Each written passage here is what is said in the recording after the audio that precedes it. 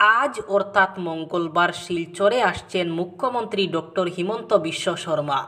মুখ্যমন্ত্রী একাধিক কর্মসূচিতে অংশ নেবেন। সকাল ৮টায় শিলচর বিমানবন্দরে অবতরণের পরই মুখ্যমন্ত্রীর কর্মসূচির সূচনা হবে। প্রথমেই তিনি সকাল ৯টা ২৫ উপস্থিত থাকবেন শ্রী রামকৃষ্ণ পরমহংস দেবের উদ্দেশ্যে নবনির্মিত ইউনিভার্সাল মন্দিরের শতবর্ষ উদযাপন এবং উদ্বোধনী অনুষ্ঠানে। এরপর সেখান থেকে তিনি যোগ দেবেন দেশভক্ত তরুণরাম ফুকন উচ্চ মাধ্যমিক বিদ্যালয়ের সুবর্ণ জয়ন্তী উৎসবে। এই অনুষ্ঠান শেষে এস.এম. দেব সিভিল হাসপাতালে আধুনিক ক্রিটিক্যাল কেয়ার ব্লকের শিলান্যাস করবেন মুখ্যমন্ত্রী। ভার্চুয়ালভাবে শিলচর আবর্ত ভবনের শিলান্যাস করবেন। এদিন লক্ষ্মীপুরের লাবকে এক অনুষ্ঠানে যোগ দেওয়ার কথা রয়েছে মুখ্যমন্ত্রীর। এবার ভোটার কার্ড এবং এপিক কার্ডের সঙ্গে আধার কার্ডের সংযুক্তি করার বিষয়টি নিয়ে চিন্তাভাবনা শুরু করে দিল জাতীয় নির্বাচন কমিশন। কমিশন সূত্রে জানা গিয়েছে মঙ্গলবারই এই বিষয়টি নিয়ে বৈঠকে বসছে তারা। শোনা যাচ্ছে এই বৈঠকে ডেকেছেন স্বয়ং মুখ্য নির্বাচন কমিশনার জ্ঞানেশ কুমার। বৈঠকে উপস্থিত থাকতে পারেন কেন্দ্রীয় স্বরাষ্ট্র সচিব, আধার কমিশনের সিইও, সংসদ বিষয়ক মন্ত্রকের সচিব এবং কেন্দ্রীয় আইন সচিব। একই সঙ্গে এই বিষয়ে সমস্ত জাতীয় এবং আঞ্চলিক রাজনৈতিক দলের কাছ থেকে পরামর্শ এবং মতামত চেয়েছে নির্বাচন কমিশন।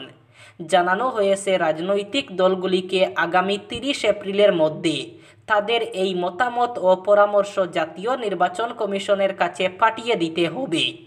সংশ্লিষ্ট মহলের ব্যাখ্যা, বুতুরে ভোটার নিয়ে যে হারে জলগুলা হয়েছে এবং হচ্ছে তাতে নিঃসন্দেহে নির্বাচন কমিশনের ভাবমূর্তি এবং ভূমিকা নিয়ে প্রশ্ন উঠছে।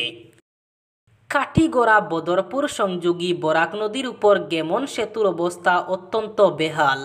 সেতুর মধ্যভাগে কিছু অংশ নিচের দিকে নেমে পড়েছে। জরাজীর্ণ সেতুর উপরে থাকা ফ্লাইওভারের একটা লোহার অংশের পাত খুলে তলিয়ে গিয়েছে।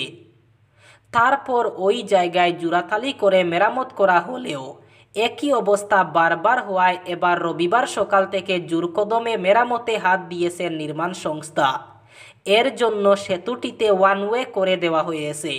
এতে দফায় দফায় তীব্র যানজট সৃষ্টি হয় জাতীয় সড়কে। যানজটে নাকাল যানবাহন চালক, যাত্রী সহ সাধারণ মানুষ, যার দরুন সকাল থেকেই গেমন সেতুর উপর সহ চৌরঙ্গি বদরপুর ঘাট এলাকায় দফায় দফায় যানজট সৃষ্টি হয়। কাঠিগড়া পুলিশ ও হোমগার্ডরা কড়া নজরদারিতে সেতু পারাপার করতে হচ্ছে ছোট বড় যানবাহন।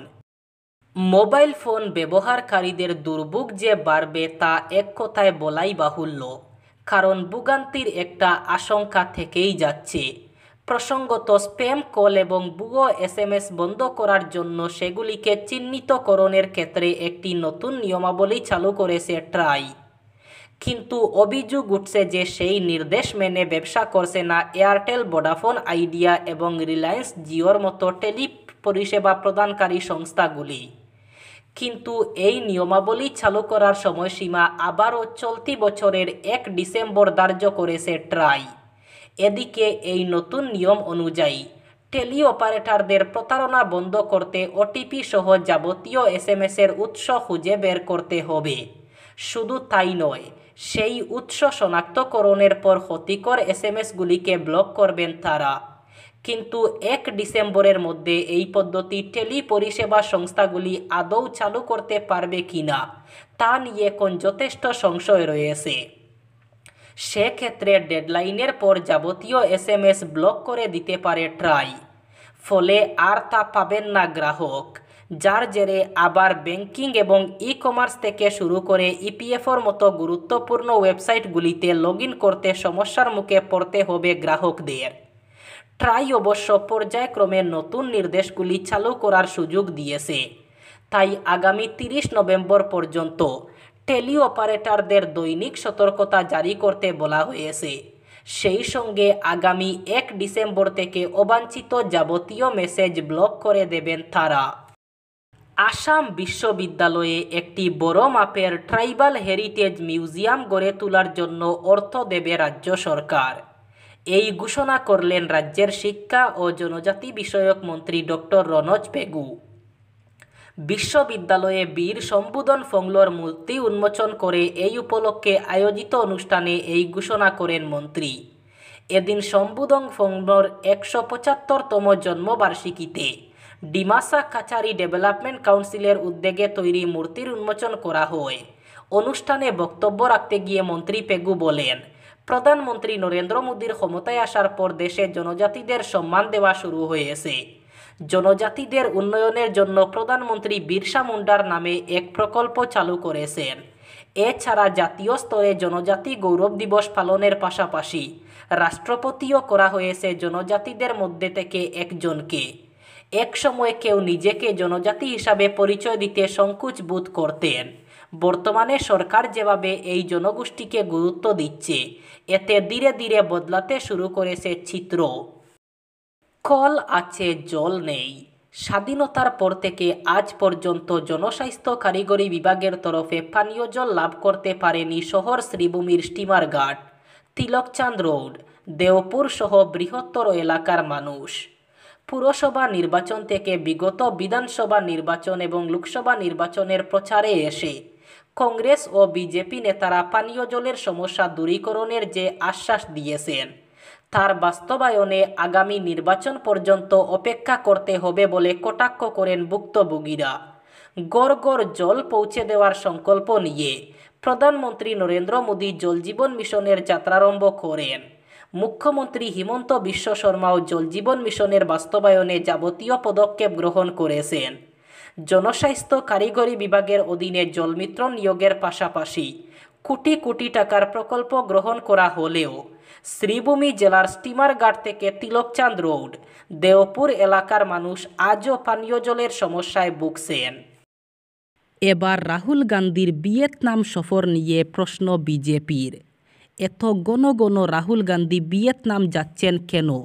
কেন জনসাধারণকে কার্যকারণ জানাতে হচ্ছে না, এর প্রশ্ন তুলে গেরুয়া শিবির। ভিয়েতনাম সহ অন্য দেশে সফর নিয়ে যে গোপনীয়তা বজায় রাখছেন রাহুল, তা ভারতের জাতীয় নিরাপত্তার জন্য বিপজ্জনক বলেও দাবি করছে তারা। বিষয়টি নিয়ে রাজনৈতিক তরজা শুরু হয়েছে। প্রাক্তন কেন্দ্রীয় মন্ত্রী তথা বিজেপির বর্ষীয়ান নেতা রবিশঙ্কর প্রসাদ রাহুলের বিদেশ সফর নিয়ে প্রশ্ন তুলেছেন। তার বক্তব্য, ভিয়েতনামে বর্ষবরণ পালন, হোলি উদযাপনও ভিয়েতনামে।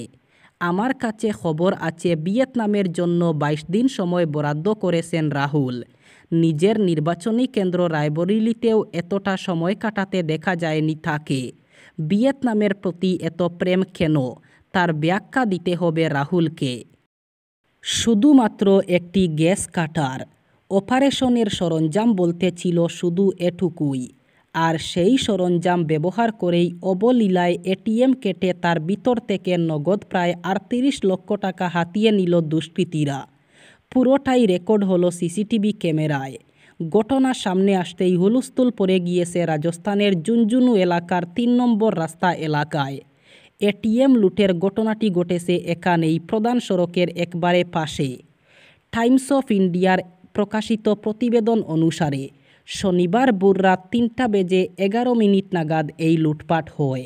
পুলিশ সূত্রে জানা গিয়েছে, গ্যাস কাটারের সাহায্যে এটিএমের বাইরে দাতব পাত কাটার পর ভিতরে কাটার আস্ত ক্যাশ ট্রেই সব শুদ্ধ বের করে আনে দুষ্কৃতীরা। তারপর সেটি সেখানেই ফেলে রেখে যতগুলো সম্ভব নোটের বান্ডিল সঙ্গে করে নিয়ে চলে যায় তারা।